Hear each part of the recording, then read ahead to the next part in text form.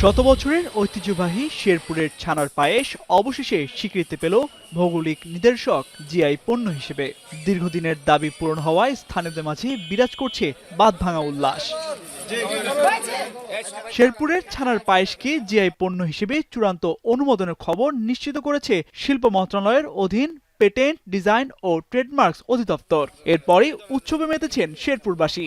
এর মাঝেই বিতরণ করা হয় ঐতিহ্যবাহী এই মিষ্টি। এই স্বীকৃতির মাধ্যমে সারা বিশ্বের মানুষ শেরপুরকে নতুনভাবে চিনতে পারবে বলে প্রত্যাশা স্থানীয়দের। শেরপুর জেলার ছানা পায়েসটা পরিচিতি পাইল জিআই পণ্য হিসাবে। ছানা পায়েস স্বীকৃতি পাওয়ার পরে শেরপুরবাসীকে সারা বাংলাদেশ তথা বিশ্ব চিনবে।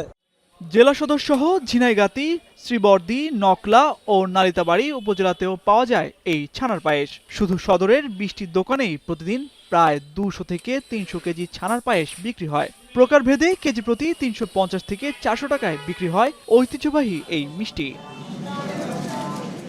জেলা প্রশাসক জানান, চলতি বছরের 15 ফেব্রুয়ারি ছানার পায়েসকে জিআই পণ্য হিসেবে স্বীকৃতির আবেদন করে শেরপুর জেলা প্রশাসন। এই খাবারের বিশেষত্ব যাচাই করে অনুমোদন দেয় শিল্প মন্ত্রণালয়ের পেটেন্ট, ডিজাইন ও ট্রেডমার্কস অধিদপ্তরের একটি কমিটি।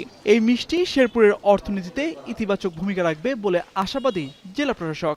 শেরপুর এবং শেরপুরের বাইরে এবং দেশের বাইরেও যদি আমরা এটাকে ব্যাপক প্রচার চালাতে পারি এবং মানুষ এটা গ্রহণ করে, তাহলে অর্থনৈতিকভাবে শেরপুরের মানুষ উপকৃত হবে। একইভাবে দেশের অর্থনীতিও কিছুটা হলেও একটা সচল হবে আর ভালো হবে।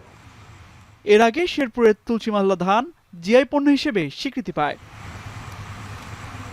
এখন শেরপুর